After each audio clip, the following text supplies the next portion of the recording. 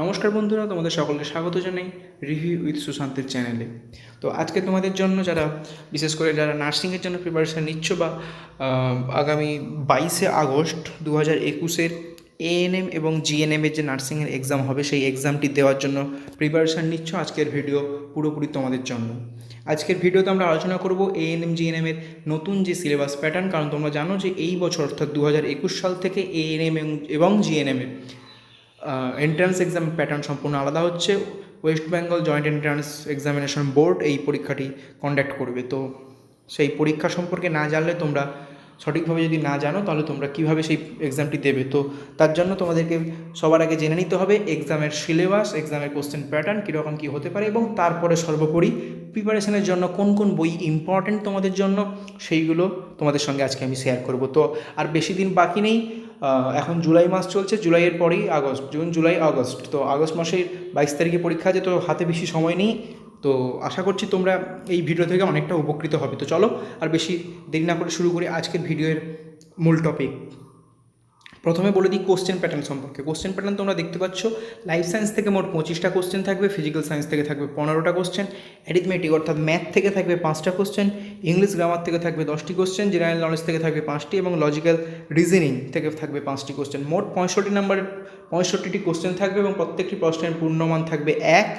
ভুল করলে 25% number negative marking থাকবে, এবং যদি কোনো প্রশ্নের উত্তর তোমরা না দাও তাহলে কোনো নেগেটিভ মার্কিং থাকবে না। তাই কেয়ারফুলি প্রত্যেকটা জিনিস তোমরা শুনবে, কারণ ভিডিওটি শেষ পর্যন্ত কেয়ারফুলি দেখবে, স্কিপ না করে, কারণ প্রত্যেকটি কোনো জায়গা তোমরা মিস্টেক করে গেলে তোমরা ইনফরমেশন তোমাদের কাছে ঠিকঠাকভাবে পৌঁছবে না। তো ভিডিওটি শেষ পর্যন্ত দেখো।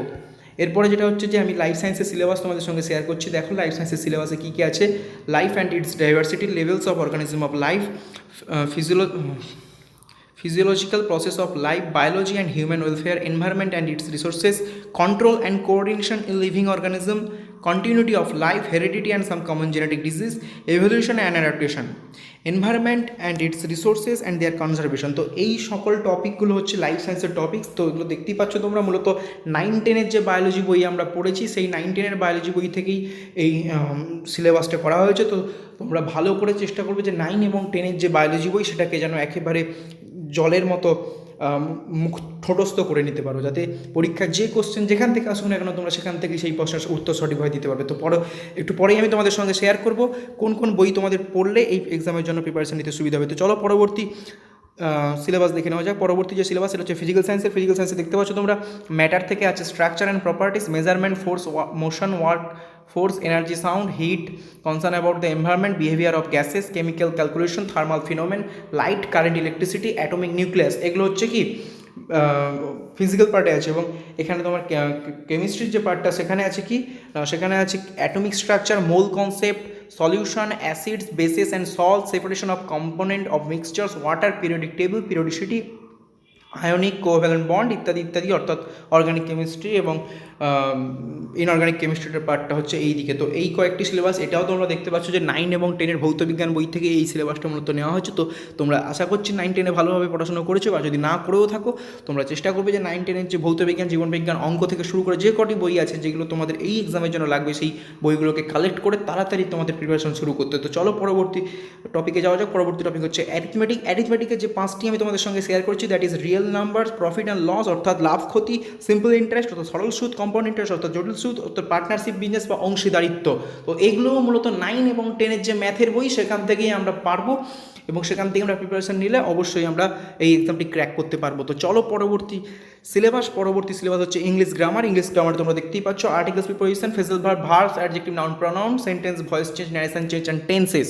তাহলে কি দেখতে পাচ্ছ না, এখানেও সেই একই, অর্থাৎ গোদা ইংরেজি গ্রামার বলতে যা বোঝায় সেখান থেকেই এই সিলেবাসটা। অর্থাৎ 9-10-এর বই বা পিকে মুখার্জির বইটি যদি তোমরা কেউ পড়ে থাকো, তাহলে সেই বইটিকে আবার ভালো করে রিভাইজড করো, আরও ভালো করে গ্রামার প্র্যাকটিস করো, তাহলে অবশ্যই পারবে। তোমরা আগেই তোমাদের সঙ্গে শেয়ার করেছি যে লাইফ সায়েন্স থেকে 25টি কোশ্চেন থাকবে, অর্থাৎ লাইফ সায়েন্স খুব ভালো করে পড়তে হবে, এবং ফিজিক্যাল সায়েন্স থেকে 15টি থাকবে, অর্থাৎ ফিজিক্যাল সায়েন্সকেও খুব গুরুত্ব সহকারে পড়তে হবে, এবং ইংলিশ গ্রামার থেকে 10টি। অর্থাৎ এই 25, 15, 40, 10, 50 এখান থেকে কিন্তু তোমাদেরকে বেশি করে নাম্বার তুলতে হবে, কারণ এটাই হচ্ছে স্কোরিং জায়গা, এবং এখানেই জানি না, যদি তোমরা পিছিয়ে পড়ো তাহলে হবে না। তো চলো এবারে বইগুলো সম্পর্কে শেয়ার করে নিই। তাহলে তোমাদেরকে আমি আগেই বলেছি যে 9-10-এর সিলেবাস, তাই 9-10-এর বই ভালো করে পড়তে হবে। যারা আগে থেকে অলরেডি প্রিপারেশান শুরু করেছে তাদের জন্য তো খুবই ভালো খবর যে এই বইগুলো তোমরা যদি পড়ে থাকো তাহলে খুবই ভালো।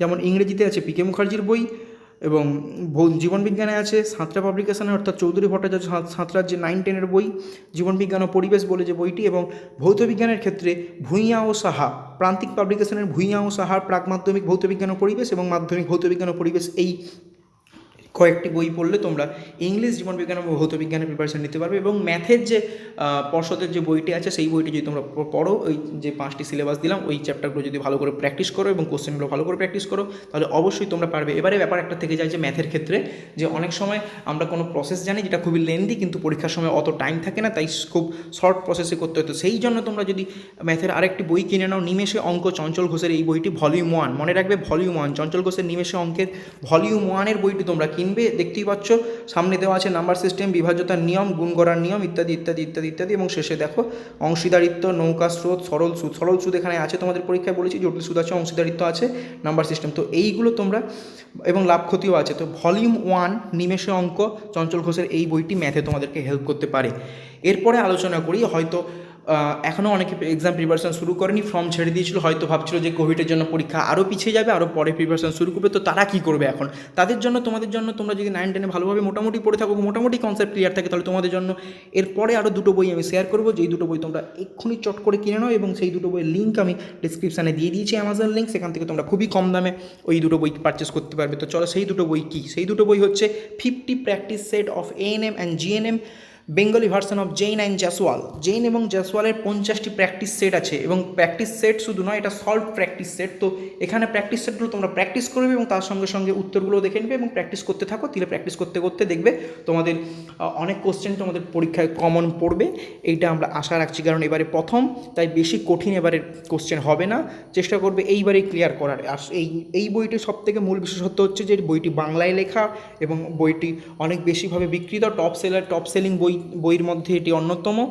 এবং আরেকটা কথা, যে রিজনিং বলে যে পার্টটি আছে এবং জেনারেল নলেজ যে বলে যে পার্টটি আছে, সেটার জন্য তোমাদেরকে এক্সট্রাভাবে তেমন কোনো প্রিপারেশন নিতে হবে না, কারণ রিজনিং নিশ্চয়ই তোমাদের এই নার্সিং পরীক্ষার জন্য ব্যাঙ্কিং লেভেলে থাকবে না, তাই খুবই সরল বা সহজ সরল রিজনিং থাকবে। তাই এই প্র্যাকটিস সেট থেকে তোমরা রিজনিংগুলো যদি এই বই থেকে সমস্ত রিজনিং কমপ্লিট করতে পারো বা সমস্ত রিজনিং যদি প্র্যাকটিস করে নিতে পারো, তাহলে আমি আশা রাখছি তোমরা রিজনিং 5-এ 5ই পাবে। তো এই বইটি তোমরা ভালো করে প্র্যাকটিস করবে। এর সঙ্গে সঙ্গে যারা MCQ প্র্যাকটিস করতে চাও, MCQর জন্য একটা খুব ভালো বই সাঁতরা পাবলিকেশনের Santra ANM and GNM entrance organiser. সাঁতরার যে এই বইটি আছে, এই বইটি যদি তোমরা পড়ো, এখানে প্রত্যেকটা টপিককে ভালো করে আলোচনা করে তার কোশ্চেন অ্যান্ড অ্যান্সার আছে। তো চেষ্টা করবে এই বইটা কিনে নেওয়ার। এখানে দেখতেই পাচ্ছ তোমরা ফ্রন্টে দেওয়া আছে জীবনবিজ্ঞান 25, ভৌতবিজ্ঞান 15, পাটিগণিত 5, ইংলিশ গ্রামার 10, জেনারেল নলেজ 5 এবং লজিক্যাল রিজনিং 5। তো এই প্রত্যেকটি টপিক সম্পর্কে এই বইটাতে আলোচনা করা আছে, আলোকপাত করা আছে। তো এই বইটা, অর্থাৎ এই দুটো বই, অর্থাৎ জৈন অ্যান্ড জাসওয়ালের প্র্যাকটিস সেট এবং ANM GNM entrance organizer by Santra publication, এই দুটো বই তোমরা কিনে নাও যদি এখনও প্রিপারেশান না শুরু করে থাকো। তো আশা করছি ভিডিওটি তোমাদের ভালো লাগবে। আর এই দুটো বইয়ের লিঙ্ক আমি ডেসক্রিপশানে দিয়ে দিয়েছি, এবং তার সঙ্গে সঙ্গে নিমেষে অঙ্ক চঞ্চল ঘোষের যে এই বইটি ডেসক্রিপশানেও আমি এই বইটির লিঙ্কও আমি ডেসক্রিপশানে দিয়ে দিচ্ছি। তো আশা করছি এই 3টে বই তোমরা কিনে তোমাদের প্রিপারেশান খুবই ভালোভাবে করতে পারবে এবং এই এক্সাম ক্র্যাক করতে পারবে। আগামী 22শে আগস্ট এই পরীক্ষাটি আছে, তোমরা সকলেই জানো। যদি না জেনে থাকো তাহলে আজকে বলে দিলাম যে 22শে আগস্ট, আর বেশি সময় কিন্তু হাতে নেই। যেটুকু সময় আছে সময়টাকে যদি ইউটিলাইজ করতে পারো তাহলে আমি আশা রাখছি যে তোমরা এই এক্সামটি খুব ভালোভাবে ক্লিয়ার করতে পারবে। তো ভিডিওটি শেষ পর্যন্ত দেখার জন্য ধন্যবাদ। ততক্ষণের জন্য জয় হিন্দ, জয় ভারত।